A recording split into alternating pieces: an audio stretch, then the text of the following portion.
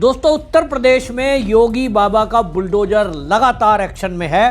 और इस bulldozer action को रोकने के लिए जितने भी प्रयास किए, यहां तक कि लोग सुप्रीम कोर्ट तक में पहुंचे, लेकिन सुप्रीम कोर्ट ने भी यह माना कि योगी आदित्यनाथ के द्वारा जो भी बुलडोजर एक्शन किया जा रहा है वो अवैध अतिक्रमण पर है और अवैध अतिक्रमण को मुक्त कराने के लिए खुद सुप्रीम कोर्ट ने बोला है कि कोई भी सरकारी भूमि पर कब्जा नहीं किया जा सकता, उसको मुक्त कराना ये सरकार का काम है।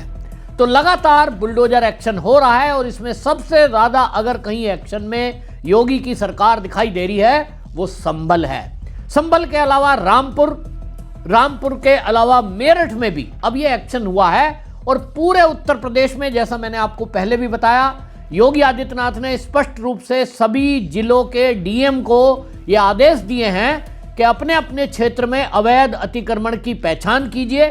किसी ने भी सरकारी भूमि पर कब्जा किया हुआ है, तालाब की भूमि कब्जाई हुई है, गांव में पट्टे की जमीन है, अगर किसी की भूमि कब्जाई हुई है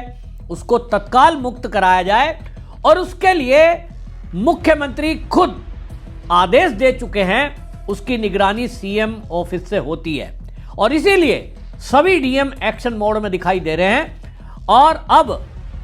कानून का राज है। जो लोग ये सोचते थे कि भीड़ तंत्र, सड़कों पे भीड़ को उतार कर हल्ला गुल्ला करके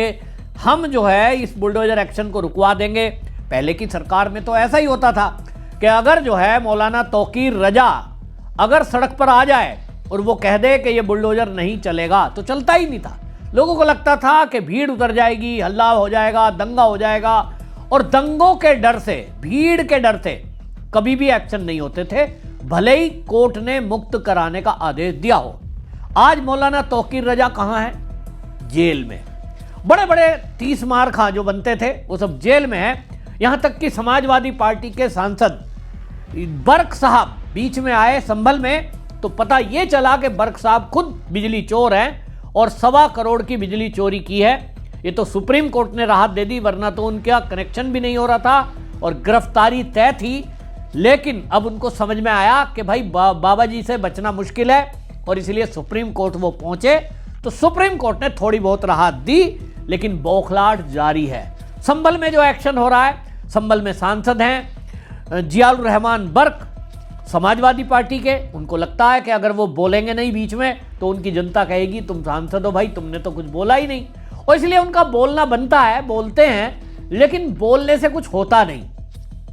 सरकार ने साफ कर दिया कि तुम सांसद हो तो भाई तुम खुद बिजली चोरी कर रहे थे।